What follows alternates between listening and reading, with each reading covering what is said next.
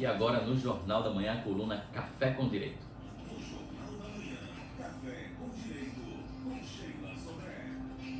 Sheila, muito bom dia para você.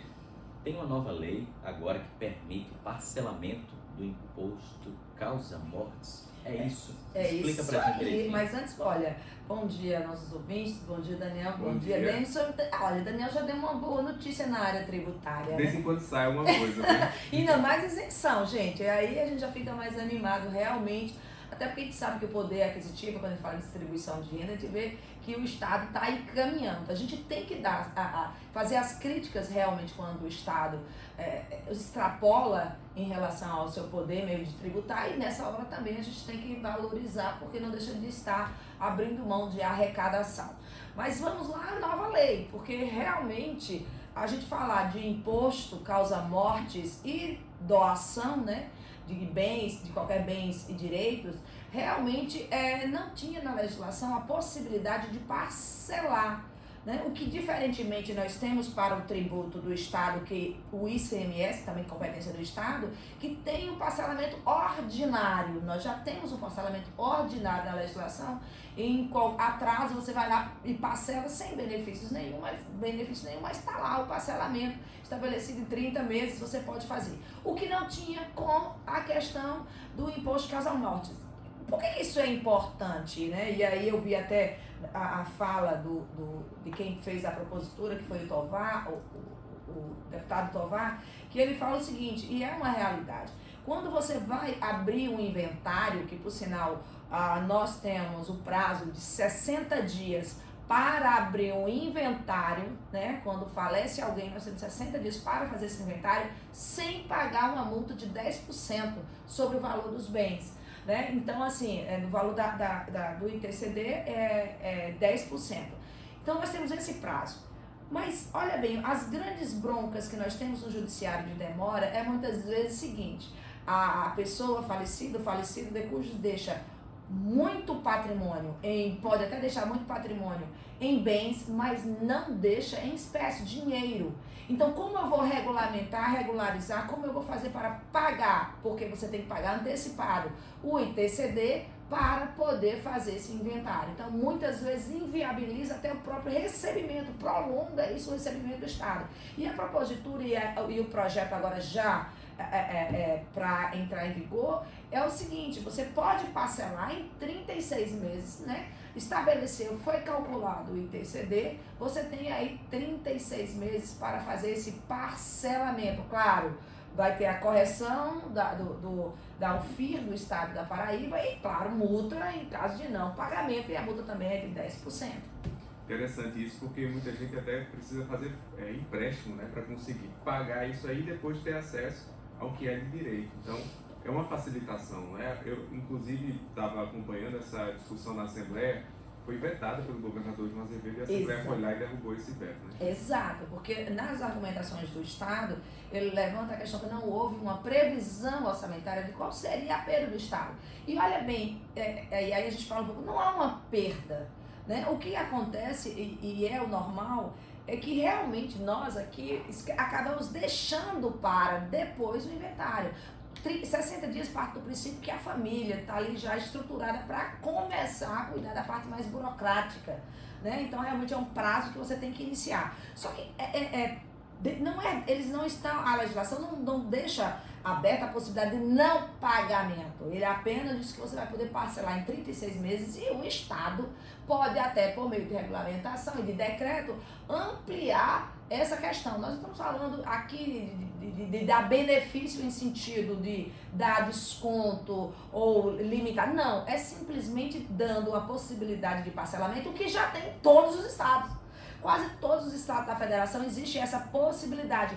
E não é só para causar mortes. Por exemplo, você sabia que quando você se separar, que não, os meninos são todos novinhos, ninguém casou aqui, mas quando você se separa e na partilha de bens, por exemplo, um dos cônjuges fica com uma parte maior que o outro, por liberalidade às vezes até, isso também vai pagar ITCD, porque isso é como se fosse uma doação.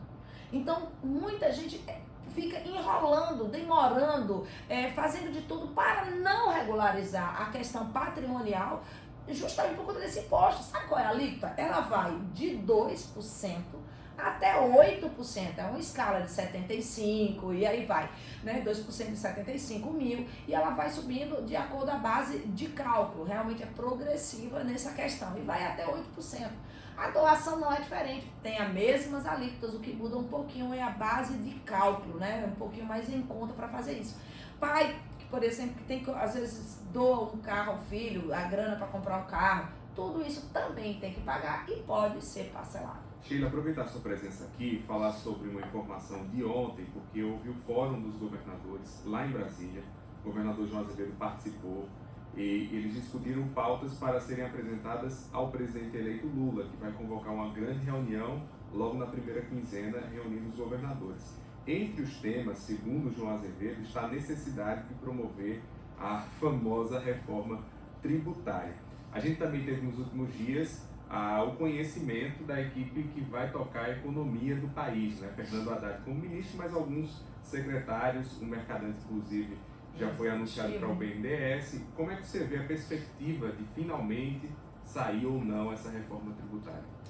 Olha, Daniel, eu agora, mais do que nunca, a gente fica brincando, assim, desde quando eu estudava, comecei o curso de Direito, já era apaixonada por tributário, que a gente escuta a história dessa questão da nossa reforma tributária. Só que ela aumentou no sentido assim, andou, né? Então nós estamos com duas propostas que estão andando muito bem. Nós temos duas propostas que já têm uma votação expressiva. Nós tivemos até o nosso senador aqui do nosso estado, dentro da comissão mista, né, da reforma tributária, que deixou um relatório, né, e é esse relatório que vai fomentar um dos pontos mais importantes até então dessa questão, que vai ser realmente a eliminação de alguns tributos e a unificação. É o danado do IVA, é a possibilidade real da gente ter um único tributo em relação ao consumo, né? Porque nós brasileiros somos extremamente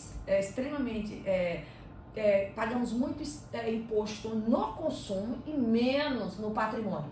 Nós temos aí não só essa reforma em relação ao tributo do consumo, mas o próprio presidente sinalizou uma reforma em relação, não é uma reforma, uma mudança que seria simplesmente atualizar a nossa tabela, né, para fins de incidência do imposto de renda da pessoa física, né, que seria que ele falou que até quem recebesse 5 mil reais por mês não pagaria o imposto de renda, estaria isento. Imagina a diferença, viu, Denison? Você vai ficar isento aí, vai demorar um bocado pra você ficar isento, não vai conseguir não. Você tem que ter uma conversa, você tem que ir nessa reunião aí do governador, porque tem que ser muito mais.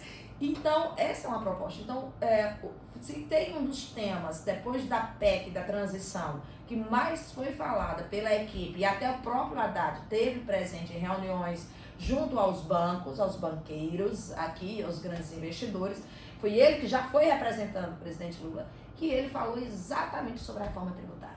Então, assim, a gente nunca viu um governo, mesmo antes, falar tanto nessa possibilidade, sem contar que a PI, que é o grande mentor desse projeto, também já foi o ministro da Fazenda de Lula. E ele é um dos grandes, dele o projeto que já está aí mais em andamento e que tem realmente a simpatia desse governo. Sheila Sodré, muito obrigado pela participação de hoje no Jornal da Manhã. Um prazer tê-la de volta ao estúdio. Eu também. Depois dessa onda com casos de Covid, infelizmente a gente preparado, a gente se precavendo, mas aqui agora de volta, todo mundo cuidado e vacinado. Muito Isso obrigado. mesmo. Até semana que vem. Até a semana que vem.